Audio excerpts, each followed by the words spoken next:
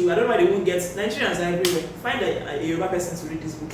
Find a Nigerian sha to read this book. At least they will do justice with to some words, and they will be able to speak the Yoruba well. Find Nigerians to read this book. You guys, I don't understand what you want. Guys, today not today. I have to write this thing down. So I had to write down what I want to talk about in today's Children of Anguish and Anarchy, the last book from the Children of Blood and Bone series, trilogy. Like I said, once I find the name, I'm going to write it here somewhere. So guys, this is a spoiler video, by the way. If you don't want it to be spoiled for you, the non-spoiler, I'll put it here so that you can see it. So guys, tell me why tell me why Children of Anguish and Anarchy got me crying in the end. So vengeance and virtue ends with Zaylee's point of view. She's inside ship with a whole bunch of Magi's inside cages, and she doesn't understand what's happening. That's how the book starts. The book starts with Zaylee has been in the ship for I think 3 months or so. They're not being treated well, they're not being taken care of, and she seems to be on a much lower place. She actually doesn't know where she is. She's just inside a ship, and she knows that there's these guys that come inside. They are called the skulls. They are explained in a very interesting way, and they have this axe on their hand all the time. So now, Zaylee is there. One day, out of nowhere, they just keep come and come. Okay, so they are inside cages, right, and they are suspended in the air. They are not on the floor, and they keep taking people and going. And that's how she has. So at this point, the book starts with her alone, and she's weak because she's been injected by that thing that makes her weak. I keep forgetting the name. I have to find the name. And that's thing that they use for poisoning they are stopping them from using their magic. So she's not able to use it. And the skulls will just come and collect someone and go. So at this point, it's only her that is in her place where she is, the level of the ship, wherever the room that she's in, right? Of course, the place is dingy. She's not eating well. She's skinny, And somewhere out of nowhere, they brought another person inside, a boy. Turns out that this boy is Inan, so Inan is also kidnapped. So I think one of the first things you realize is that so it's not like it's a royal family, because when the part 1 ends, I think the royal family decided to cut these people off. Like, well, somebody should come and carry this one and get out. But we find out that there's a new enemy. There's a new person called I've forgotten his name, but he's like the king of the skulls, right? We don't meet him at this point, by the way. We meet him like in the 2nd or 3rd chapter of the book. Zaylee and Inan. Zaylee is still upset with Inan. But Inan knows they cannot be that upset. I mean, he's of royal blood, so he understands war and the way these things work. We cannot stay and be mad at each other. We have a bigger problem here. There's someone that's kidnapped us and we need to get out of here. How are we going to get out? You cannot be vexing for me and that will be happening. So Inan explains what's happening. This what happened. Okay, so Inan is brought back downstairs. So where Zaylee is actually where the most notorious people are. Magi's and Titans are. So Zaylee has been there, she didn't even know that's why she was there. So Inan has understood all the flaws because he has gone through all the flaws and he has caused major wahala that he's not there, it's even a problem. They shall have somehow dragged him and brought him down to Zaylee's place. In asking questions, Inan asks Zaylee, so what's happening? How is this happening? Blah, blah, blah, blah. Zaylee is explaining what's happening, and then he realizes that it is Zaylee that this king is looking for. He doesn't know why, but it's like, we have to get you out, we have to break you out. And he was like, there are some people upstairs, the boys level, there's the girls level. The boys level are somewhere, and it looks like they found a way that they may be able to escape, but we don't know how we're going to do it. They have some weapons with them, and they are going to be able to escape, but we don't know how we're going to do it. And halfway into this conversation, these skulls came and carried Zaylee and take her all the way upstairs. So like there are 3 floors or so before they get to the captain's quarters. All inside this ship. This ship has to be massive, right? But as they were taking her, she saw her brother, so she knew her brother was fine. She saw Amari, she knows Amari is fine. So people that at least that are direct storytellers of the book are alive. And then Zane now becomes part of the storytellers. Before we're looking at Zane from outside, from either Amari's eyes or Inan's eyes or Zaylee's eyes. But now Zane has now become a storyteller too. So he's telling his own side of the story. Somehow they are able to escape from this ship, but they don't know what to do. But before they escape, this guy plants a thing like a compass or so inside Zaylee's chest. So what he has been doing since is that he has been looking for Magi's. What particular Magi is looking for? Who turns out to be Zaylee. He has been looking for Magi's because he's trying to do one sacrifice at the blood moon. And when he does the sacrifice, it gives him ultimate power and he can kill everybody and he can destroy the world. Like it's as is as blanket as it gets. The guy just wants to be in charge of everything. He has been doing it since. He has been pillaging villages, going through places and all that. But once he's able to sacrifice, it's going to be, there are 3 of them, him, Zeli, and there's a 3rd person he's still yet to find. If he's able to do one particular sacrifice during the blood moon, he'll get one kind of ultimate power or something like that, and when he gets it, he can just destroy and kill everybody. So that is as simple as it gets. She meets the guy. First of all, this guy is a kid. She said the guy is like, the guy cannot be more than 15 years. So it's like, you're a king, you're a 15-year-old king, what's wrong with you? But somehow the guy plants one thing inside Zeli's chest. So the thing, once he puts it inside, things start ticking. So once he plants it and it starts ticking, the guy leaves the ship to go to somewhere else, maybe to go to an island, to go to his land. Like I told you, different other lands have actually shown up. So there's an island somewhere, I've forgotten all their names, but there are different other parts, different other countries, different other people, right? So Zeli, with the power of this thing, in addition to her own power, is somehow able to find out where the 3rd person is. And she wants to find the 3rd person, warn the 3rd person, because if this guy gets his power, we're going to be in trouble, and all that. And that's how they were able to escape. They killed all the skulls that were in that particular ship, and there were a lot. They killed all the skulls. Like I said, the thing about this book is a lot of epic battles, a lot of fights, a lot of, they kill all the skulls. And then they land in one island like that. And the Zeli is somehow able to grant everybody back their power because of that thing in her chest. She's able to just give everybody back their powers, so everybody got their power back. And she decides that she cannot follow them and go back to Orisha. She has to go and find out that person. Where this person is different from Orisha.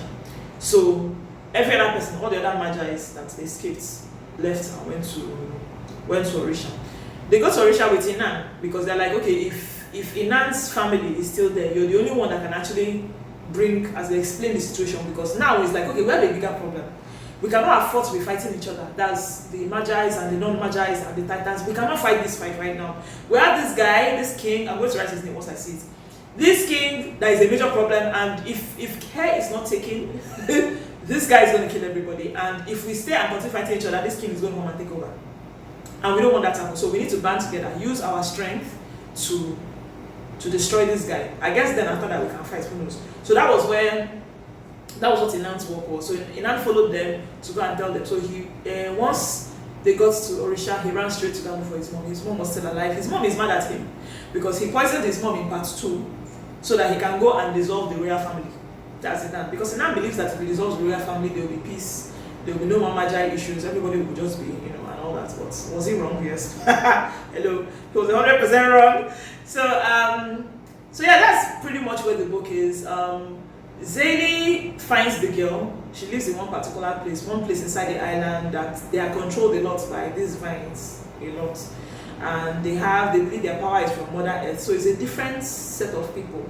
They have their magic, they have their own special incantation and all that. So she stays there for a couple of days and starts learning the language. And that's Zeli and Amari, by the way. Zeli, Amari, and Zayn.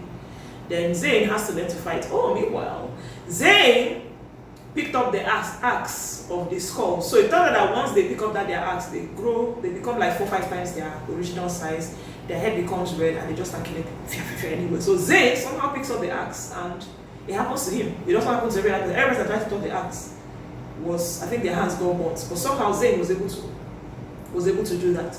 So, but in doing that though, he loses his mind. So he becomes a massive mad person killing everybody. So he can actually kill his sister when he has the axe. So I cried. Have I said that already? I cried in this book because in the end, after everything, lots of epic battles, after everything that they could do to try and stop this king, it turned out that the only way they could actually succeed was somebody there to die. And Inan died. I did not know that Inan dying was going to pay me like this, but damn! When Inan died, I cried. The way, I don't know, I know Zeli has been mad at him for so long. Like she wants to kill him, but she loves him. So it's like Inan sacrificed because Zeli was going to die, and the only way because Zeli was needed to kill this man. If Zeli was not available to kill this man, the guy was going to win. The only way to stop this man from winning was that Inan had to go into the dreamscape, wake Zeli. but in doing that, he would lose his own source of power and just pass. So like he kind of disappeared, like he turns into air and just goes. The way I cried. When this book ended, I was like, Shy! Man. Oh! I cried. It was sad. But Inan was gone. Inan died. Now, my issues. Number one, I've said it before, I'll say it again. If you're listening to this book and you're Nigerian, don't listen to it. Go and read the book so that you can read it well. Because if you listen to it, they don't pronounce a lot of words well. Yoruba is supposed to be used. Yoruba is done badly. So if you're a Yoruba person, I think you'll be offended. You spend most of the time being offended. So don't read it. If you're Yoruba, don't listen to it. Sorry. If you're a Yoruba person. But if it's the book, read the book. Read the book, buy the book, read it. It's really nice. It's available at Roving Heights. If you're outside the country, find it on Amazon. You can get it there. The issues I had, that was number one issue. The language issue. I don't know why they won't get. Nigerians are everywhere. Find a Yoruba person to read this book. Find a Nigerian shark to read this book. At least they will do justice to some words, and they will be able to speak the Yoruba word. Find Nigerians to read this book. You guys, I don't understand what you are doing. So that's number one. Number two is Rowan. I don't know what happened to Rowan. Like the last time we see him was in episode 2. We see him in book 2 when he follows them to war, and we don't know what happened to him again. So he's just gone. Like he's just gone. Like he don't go. You get. Zayn mentions her in her thoughts. He mentions him in her thoughts because Rowan loves her. At least she knows that. I don't know if she loves Rowan, but Rowan loves her, and she's thinking, I should know Rowan that sold me to this people, or sold us the Magi to these people, because he's a sellsword. He's a mercenary. So we don't know what happened to him, and we don't, like, till the end of the book, we don't know anything about Rowan. So we don't. That's the major issue. What happened to Rowan? I like that guy. That's like one of my favorite characters. What happened to him? Between him and Zayn, they're like, what happened to Rowan? Please, tell me, answer me. Where's Rowan? So we don't know where Rowan is. That's number one. Number three, is I needed to see a form of happily ever after. The book ends when the war ends. It doesn't make sense to me. Do you understand? So like epilogue. The war has ended. Orisha is now in peace. No. I need to see how was the state reestablished. What happened to Yanda? What's her name? Amari's mom. Do we still have like? Okay, so now Magi's are here. Some are dead. Some are alive. How is everybody living together? I needed to have a picture of an Orisha where it looks like, okay, so we solved all these problems, so we're okay. So how are we living now? What happens to Zayn? As Rowan is gone and Inan is now gone, does she live a loveless existence? I don't think she. Okay, yeah, she might live a loveless existence, let's be honest. But what happens to Amari and Zayn? Because Amari and Zayn are supposed to be love interests. But then Amari had love interest with someone else in the end. So Zayn is no more there. What happens to Zayn? You know, so I needed that closure. I didn't like that hunk. Maybe that's why I didn't cry, but that's not why. It's just, I cried a lot because I just, it was at the end of an era, I didn't want the story to end. And this is the smallest of the three. I think this was like 8 hours long or so. Part 2 was 13 hours long, part 1 was 10. So this is the smallest of the bunch. So yeah, great book by Toby Adeyemi. It's a beautiful book. Thanks for watching. Comment, like, let me know what you think. If you've read it, or if you care, or you don't care about it, let me know. But one of the things I really don't like, that's not having a Yoruba person coming there and acting like they can speak Yoruba. I don't know. They don't know. It doesn't make sense to me. So yeah, that's it with this book. Thank you so much for watching. Until next time, bye.